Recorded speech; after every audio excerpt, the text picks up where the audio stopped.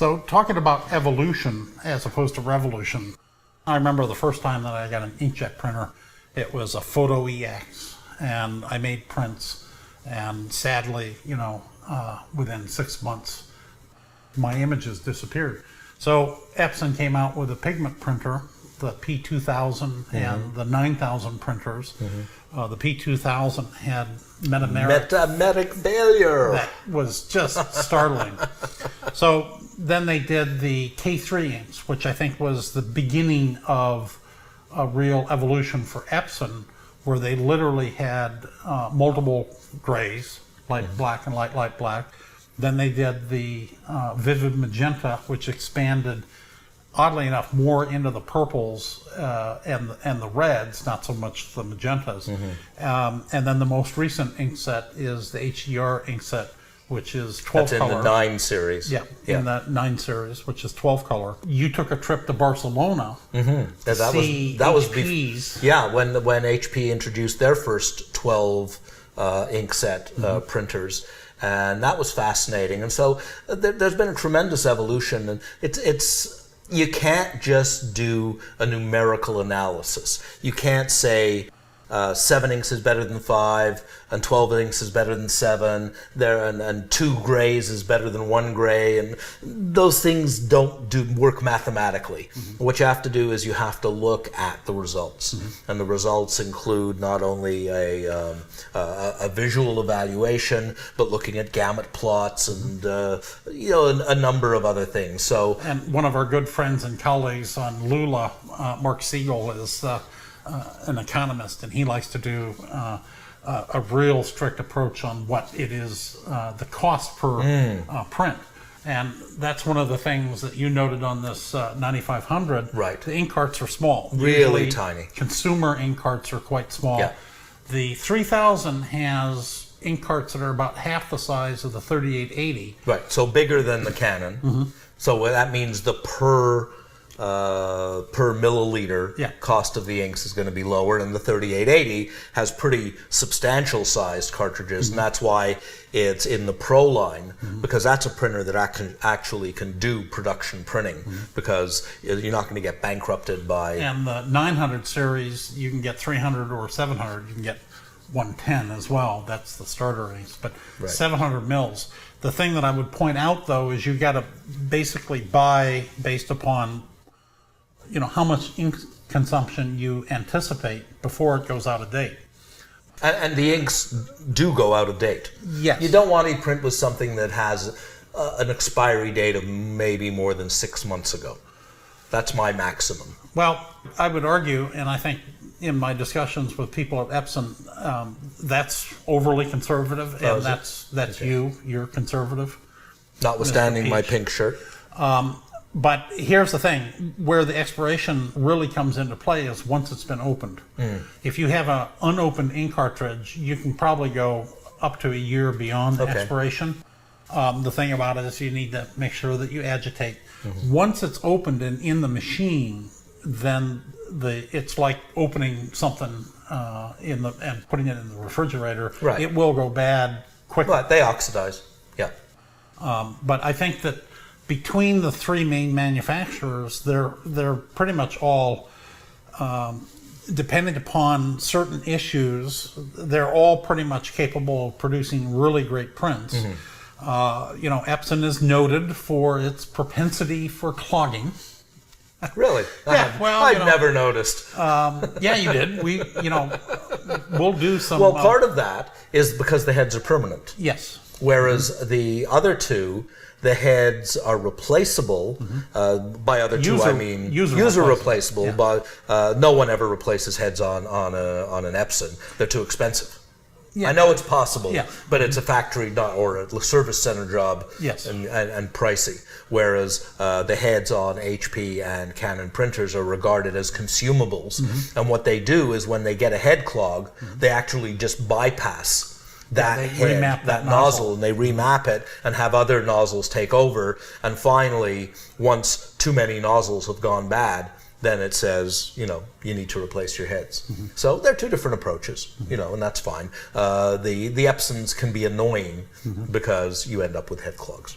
Well, and the other thing is that the Pro line Epson printers, the more you print, the less clogs you'll get. I mean, if you pump a lot of ink through there, and if you're in a, like a service bureau making a lot of prints, you don't have any. If you don't print, for a month or 6 weeks, the odds are you're going to probably have to do a cleaning. I came back. I had the printer off for 4 months while I was in Mexico over the winter. And when I came back, I thought I would have a hell of a time, and I ran a test print, and there were some clogs. I ran one cleaning cycle, and it was fine. So that's 4 months over the winter, so not bad. Not bad.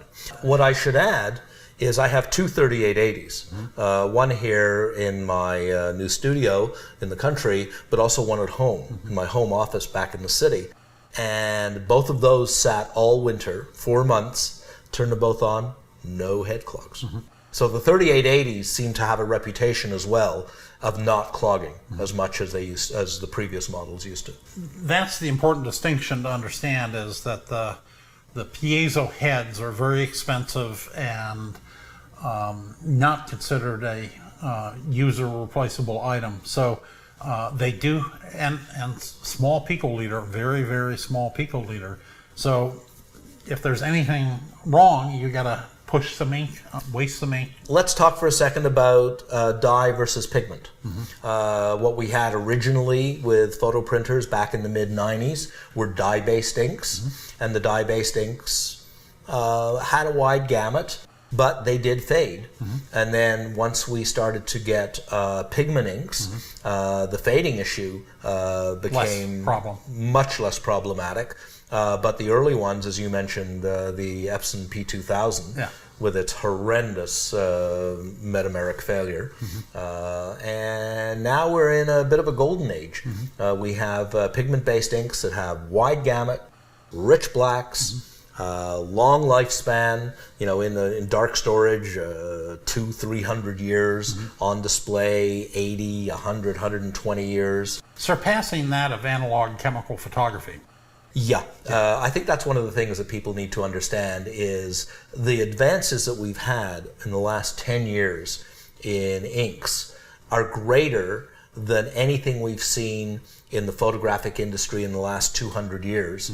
And basically outlast, I had an interesting discussion with someone recently, worth a little digression. Someone said to me, how do I make sure that my images are around in 100 or 200 or 300 years? And I said, well, first of all, make them good, because no one's going to care if they're not very good. But he said, well, I mean, if I put them on hard disks or some kind, or tape or whatever, I said, well, then you've got problems. You've got to migrate, keep moving it. When was the last time you were able to play an 8-track or a 5 1/4 floppy or even a 3 1/2-inch floppy? And so that's an issue with digital storage. I said, you know what? You want it to last for hundreds of years? Make a print using a good paper, fiber-based paper with no optical brighteners and with pigment inks, and put it in dark storage, and someone will open up that package in 300 years and there'll probably be a decent image there. And that's fascinating that this type of, regarding prints, and I'm pointing over here to the light box, regarding a print as the archival image is a fascinating perspective on this.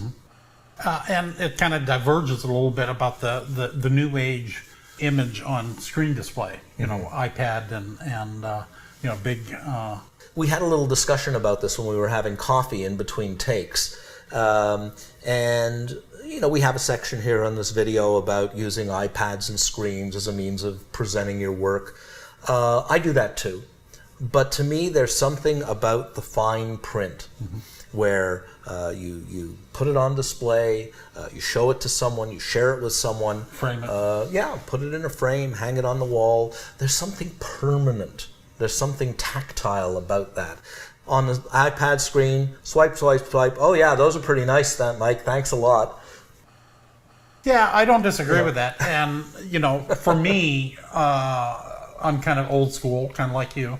Having spent time in the darkroom, and although I used tongs, you used your fingers. You're probably suffering selenium poisoning. Yeah, probably. But the fact is, I have a great deal of love and appreciation for the print. Holding the print or looking at the print up on the wall.